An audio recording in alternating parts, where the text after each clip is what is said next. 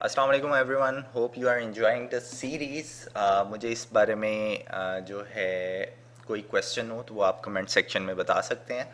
तो हमने लास्ट जो लेक्चर था उसमें देखा कि हम अपने करैक्टर को न्यू इनपुट सिस्टम के साथ किस तरह मूव करवा सकते हैं। बट इस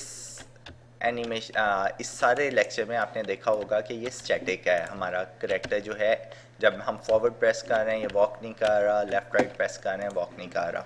तो आज हम इसकी फॉरवर्ड मूवमेंट जो है वो बनाते हैं। सबसे पहले हम लोग चले जाते हैं थर्ड पर्सन कंट्रोलर के अंदर, और यहाँ पे हमें कुछ वेरिएबल्स चाहिए होंगे, जिस तरह के मैं फर्स्ट बना लेता हूँ सीरियलाइजेबल फील्ड, ताकि हम इसे इंस्पेक्टर से जो है चेंज कर सकें। Maximum float maximum forward speed, इसे हम रख देते हैं फॉर नाउ 8। दूसरा हमें कुछ वेरिएबल्स चाहिए होंगे जो कि प्राइवेट होंगे, जिसमें होगा प्राइवेट फ्लोट, डिज़ायर्ड स्पीड। तीसरा हमें चाहिए होगा फ्लोट करंट फॉरवर्ड स्पीड। ठीक है, इसके अलावा हमें चाहिए होगा float ground acceleration which is equals to 8 for now। ठीक है, एक और हमें चाहिए होगा डिसेलरेशन ग्राउंड डीसल which is equals to 20f for now। ठीक है, इसे हम कर देते हैं हेडर के अंदर ताकि विजिबिलिटी थोड़ी बेहतर आए। Acceleration settings. ठीक है, कि जब हमारा प्लेयर जो है वो मूव कर रहा है वो फ़ौरन से मूव ना करे, वो थोड़ा एक्सेलरेट करे फ्रॉम वॉकिंग टू रनिंग। ठीक है, ये तो नहीं होता कि हम फ़ौरन ही अपनी डिज़ायर्ड स्पीड पर पहुंच जाते हैं। ठीक है, अभी ये मैं कंप्लीट करूँगा तो आपको आइडिया हो जाएगा कि ये किस लिए बनाए हैं। एक और चीज़ हमें चाहिए होगी जो कि एनिमेटर है। हम पहले ही बना लेते हैं यहाँ पे एनिमेटर एनएम, क्योंकि हमारा जो एनिमेटर है वो इसी कंपोनेंट के ऊपर है। हम स्टार्ट के अंदर NM equals to get component animator. ठीक है, अब लास्ट टाइम हमने चूँकि हमारे प्लेयर को मूव करवाया था विद ट्रांसफॉर्म डॉट ट्रांसलेट, तो अब इसकी हमें ज़रूरत नहीं है, इसे मैं कमेंट कर देता हूँ। ठीक है, क्योंकि अब हमने थ्रू एनिमेशन उसे जो है मूव करवाना है। यहाँ पे हम कर देते हैं। अब सबसे पहले हम देखते हैं हमारा जो मूव डायरेक्शन है, मूव डायरेक्शन अगर इसका square magnitude is greater than 1 तो इसे हमें क्या करना है, इसे नॉर्मलाइज करना है। नॉर्मलाइज करने के लिए हम क्या करेंगे, मूव डायरेक्शन डॉट नॉर्मलाइज का फंक्शन जो है ये कॉल करेंगे। ठीक है, अब हम देखेंगे कि हमारी जो डिजायर्ड स्पीड है वो क्या है, which will be equals to move direction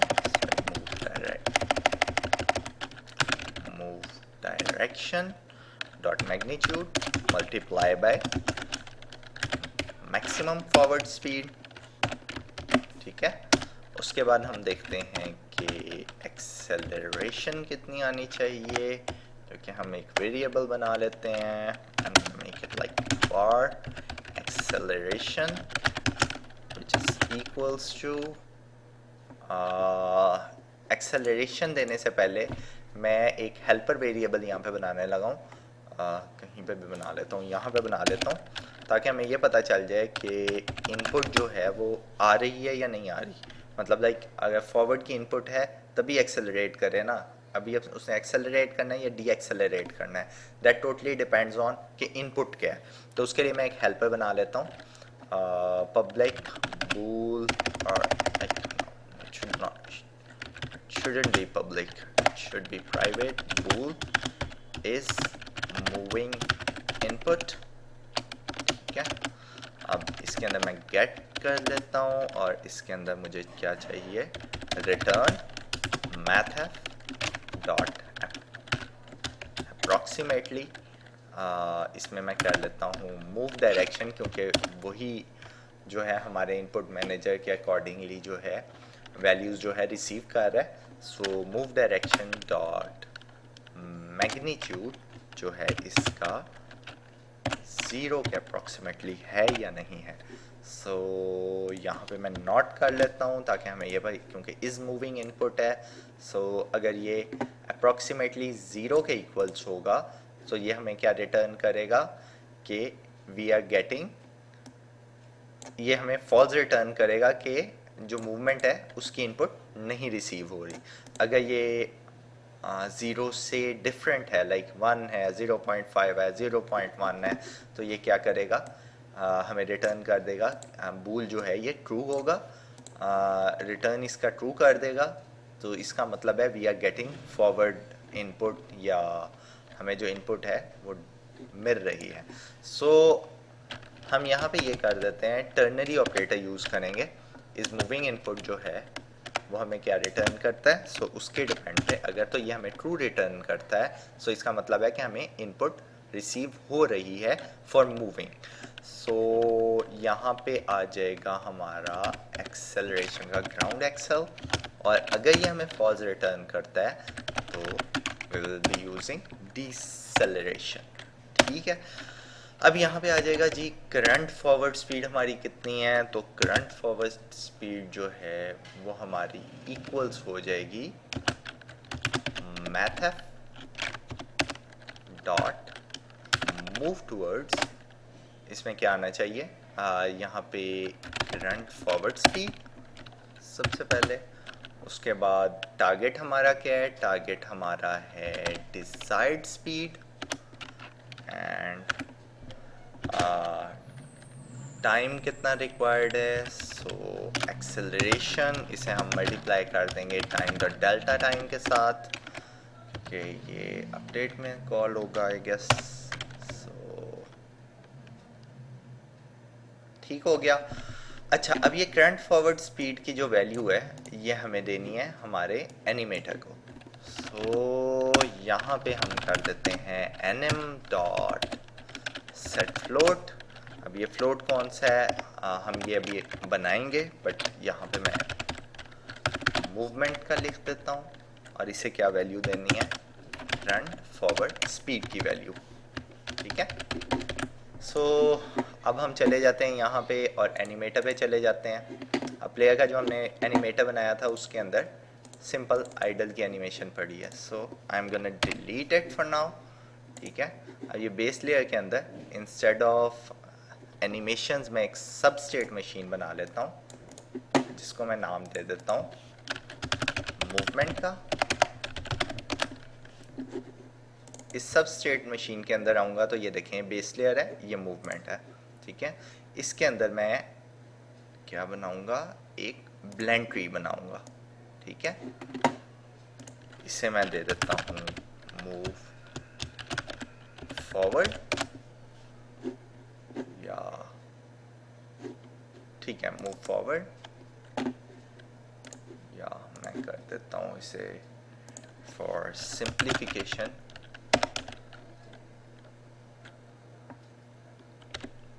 move.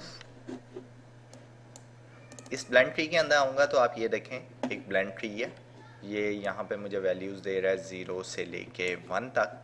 सो अगर मैं इसे राइट क्लिक करूँगा और ऐड मोशन करूँगा तो यहाँ आप देखें ये एक डॉट बन जाएगा 2, और यहाँ पे आप देखें तो इसकी जो एनिमेशंस हैं वो अवेलेबल होना शुरू हो जाती हैं। अगर मैं इस ब्लेंड ट्री पे क्लिक करूँ तो ये देखें 2, ऐड मोशन ये 3, और ऐड मोशन ये 4।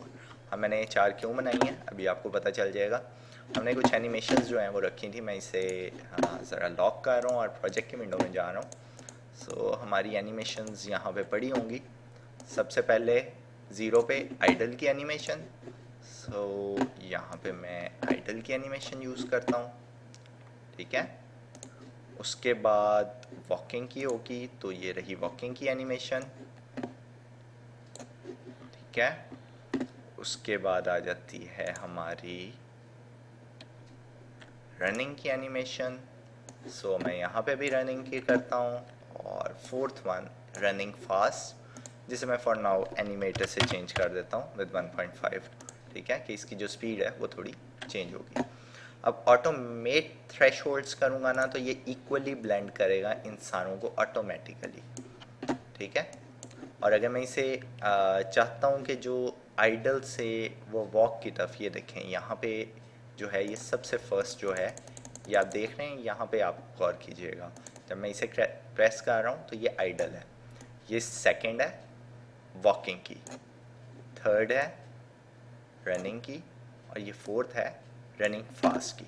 सो अगर मैं इसे ऑटोमेट कर देता हूँ तो ये देखें ब्लेंड ट्री जो है ठीक हो गया।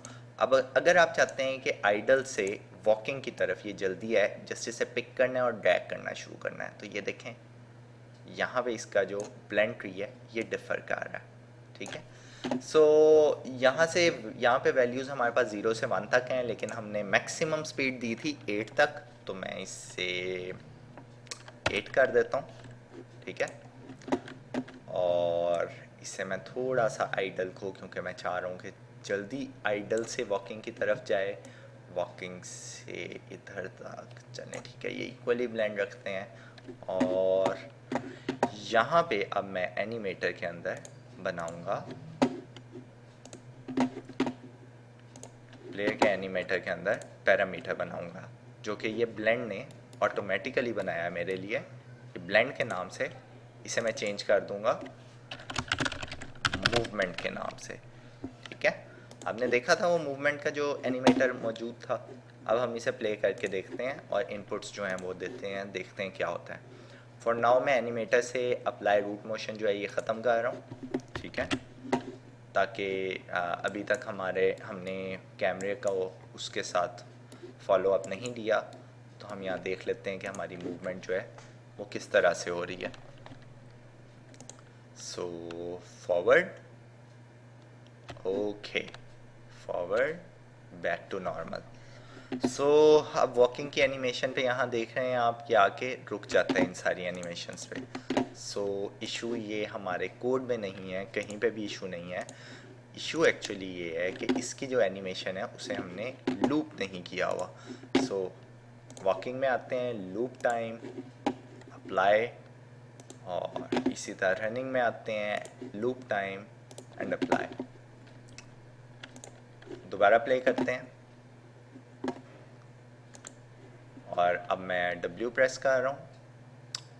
ओके, सो हमारा जो करेक्टर है वो एक्चुअली मूव कर रहा है। ये देखें, ये रनिंग से आया और ये रनिंग फास्ट की तरफ आया।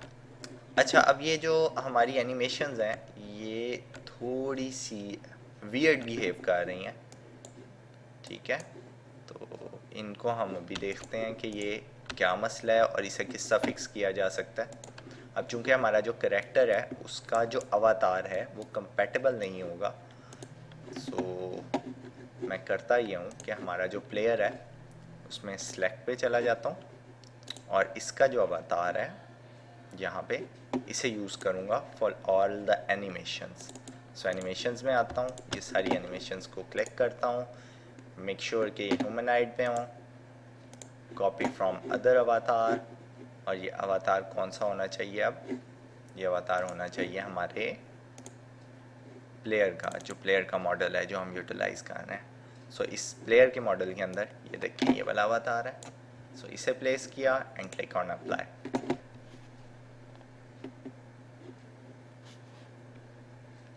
दोबारा प्ले करते हैं, प्ले करके देखते हैं।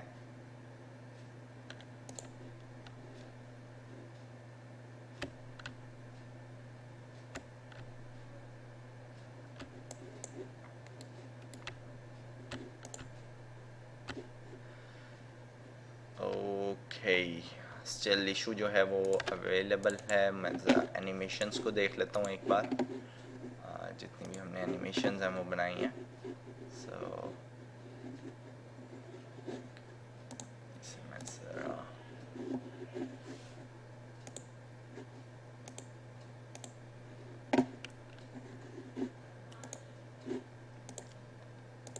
ये आइडल है, it's for jumping, it's for, okay, ये रनिंग में जंप है, इस वजह से इशू आ रहा है। Sorry, my mistake. मैं समझा था ये रनिंग की है, but it's of running while jumping, I guess हम लोग लास्ट जो वीडियो थी उसमें मैंने डाउनलोड कर ली थी ये वाली एनिमेशन, लेकिन जो है मैं उसे यहाँ पे प्लेस नहीं किया था। सो मैं इसे अब प्लेस कर देता हूँ।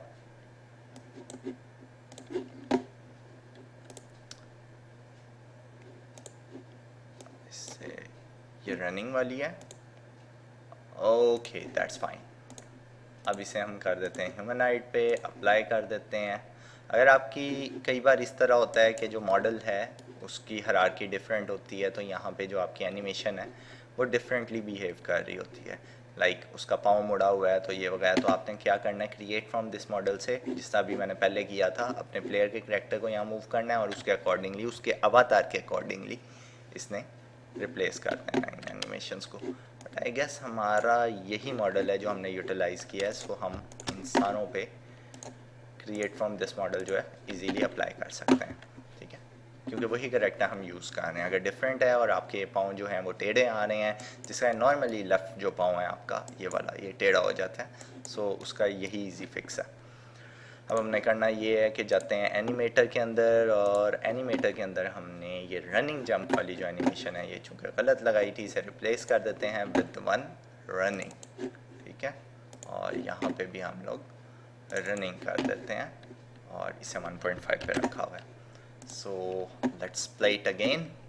होपफुली इस टाइम सही काम करेगा। यहाँ पे आप मूवमेंट को देखिएगा, ये रिसीव कर रहा है। ओके अब जो हमारी रनिंग है, रनिंग के ऊपर हमने लूप नहीं ऑन किया, सो गो टू द एनिमेशंस और ये लूप टाइम को हमने चेक कर देना है एंड मेक श्योर इसे अप्लाई करें, आप प्ले करें और दिस टाइम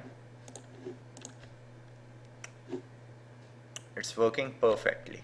ये देखें, ये एक्सेलरेशन जो है ये डी एक्सेलरेट भी हो रहा है प्रॉपरली और एक्सेलरेट भी हो रहा है। ठीक है, अगर मैं इसे थोड़ा इसकी जो स्पीड्स हैं वो डिफरेंट कर दूँ, जिस तरह हमारे प्लेयर पे आता हूँ और यहाँ पे ये एक्सेलरेशन और डी एक्सेलरेशन की जो स्पीड्स हैं इन्हें मैं सीरियलाइज कर देता हूँ ताकि मैं इसे इंस्पेक्टर से जो है वो चेंज कर सकूँ।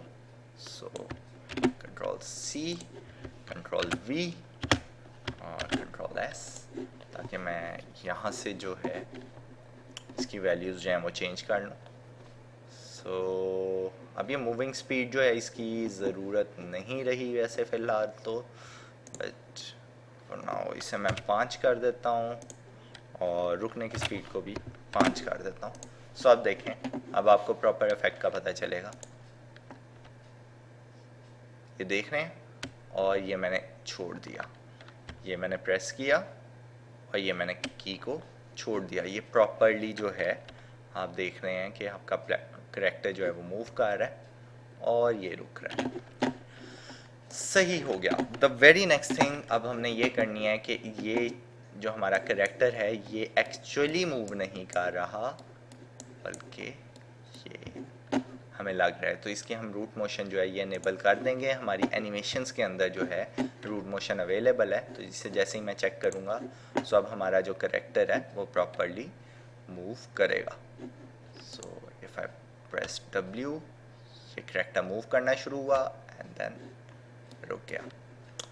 अच्छा, one thing to notice at this point, हमारा जो करेक्टर है वो इस पोजीशन में है। अब मैं इसे ज़रा ऊपर से व्यू करा देता हूँ। ठीक है, आई गेस जो लाइटिंग है वो थोड़ी सी ज़्यादा हुई है, सो फर्स्ट मेक इट, तो ये थोड़ी सी जो है बेहतर व्यू दे। थोड़ा सा टाइम लेगा ये।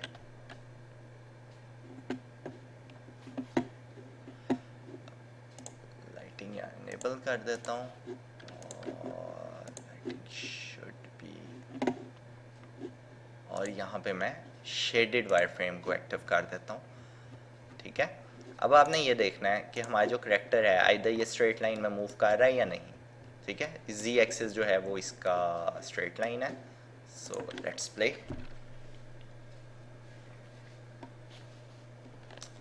ओके, अगर ये देखें ये करेक्टर का जो ट्रांसफॉर्म है, लोकल ट्रांसफॉर्म, ये भी मूव कर रहा है, और अगर मैं आप प्ले करता हूँ तो ये देखें ये बिल्कुल जो सीधा है ये मूव नहीं कर रहा। सो हमें ये जो बिहेवियर है ये नहीं चाहिए, हमें अपने कैरेक्टर को W के प्रेस करने पे बिल्कुल सीधा मूव करवाना है। तो इसके लिए क्या करेंगे, इसके लिए हम आएंगे हमारे आइडल की एनिमेशन पे, जो कि यहाँ पे एनिमेशन है हमारी आइडल की। सो इस एनिमेशन के अंदर आके यहाँ पे आप देखें रूट ट्रांसफॉर्म रोटेशन, तो ये क्या करेगा, ये इसे बेक कर देगा। इसके अंदर बेक इनटू पोज का ऑप्शन जो है अगर आप ये एनेबल कर देंगे, जैसे आप इसे एनेबल करके अप्लाई करेंगे तो आप देखें यहाँ पे आपका जो करेक्टर है वो मूव उसी तरीके से कर रहा है, ठीक है, बट उसके ये जो वेक्टर्स हैं ये राइट लेफ्ट जो है मूव नहीं कर रहे हैं, मतलब इसकी जो रोटेशन है वो बेक हुई हुई है। So now we press W, still जो है ये थोड़ा साइड पे जा रहा है। सो हम लोग बाकी जितनी एनिमेशंस हैं इसके अंदर भी यही करेंगे कि उनका जो है बेक इनटू पोज एनेबल कर देंगे।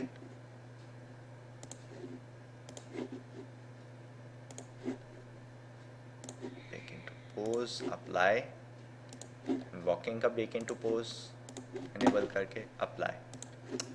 एक और ट्राई करते हैं, प्लेयर पे क्लिक करते हैं और हमारा प्लेयर जो है मूव कर रहा है, but when we click play तो वो उसकी जो अलाइनमेंट है वो डिफरेंट आ रही है, अभी भी स्टिल थोड़ा सा साइड पे जा रहा है player. So the very second thing हमें करनी है कि जो हमारा x और z एक्सिस है वो राइट और लेफ्ट पे जो है वो मूव कर रहा है। सो हमें ये रूट ट्रांसफॉर्म पोजीशन XZ जो है इसे भी चेक कर देना, ठीक है, ताकि वो राइट लेफ्ट होने की बजाय बिल्कुल स्ट्रेट जो है जाए, क्योंकि हम लोग यही चाहते हैं कि हमारा character in a straight line move करे। सो अब अगर हम प्ले पे क्लिक करते हैं तो देखिए जो हमारा Z एक्सिस है वो उसी जगह पे अवेलेबल है, ठीक है, मूव नहीं कर रहा। एंड वी क्लिक प्ले तो ये देखें हमारा जो करेक्टर है बिल्कुल सीधी लाइन में मूव कर रहा है। बट आई गेस ये वॉकिंग और रनिंग से मुझे हटा देना चाहिए क्योंकि बार बार लूप हो रहा है। सो वॉकिंग से हटा दिया एंड रनिंग से भी इसे जो है हटा देना है। और यहाँ पे इन दो एनिमेशंस को हम देख लेते हैं, आइदर ये बिल्कुल स्ट्रेट लाइन में काम कर रही हैं या नहीं। नो। सो ये आप देख रहे हैं ये एनिमेशन के अंदर इशू है, ठीक है। सो अब हम ये करते हैं कि इसका जो ऑफसेट है रोटेशन का वो हम ठीक करने की कोशिश करते हैं। लाइक हम इसे एक लाइन पे लेके आते हैं और थोड़ा ऑफसेट जो है वो हम सीधा करते हैं। लेट्स मेक इट 4.5 और 4 करके देखते हैं।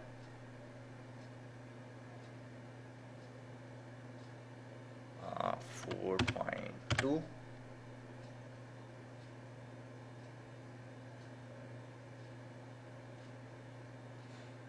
ओके, काफ़ी हद तक बेहतर है। इसे आपको एनिमेशंस को इस तरह थोड़ा सा फिक्स करना होगा अगर कोई इशू जो है आपको नज़र आ रहा है। दूसरा अब ये मैं देखता हूँ वॉकिंग की एनिमेशन और इसे भी प्ले करके देखते हैं अगर ये स्ट्रेट लाइन में है या नहीं है। इसमें भी थोड़ा सा इशू है जैसा कि आप देख सकते हैं। So make it around 1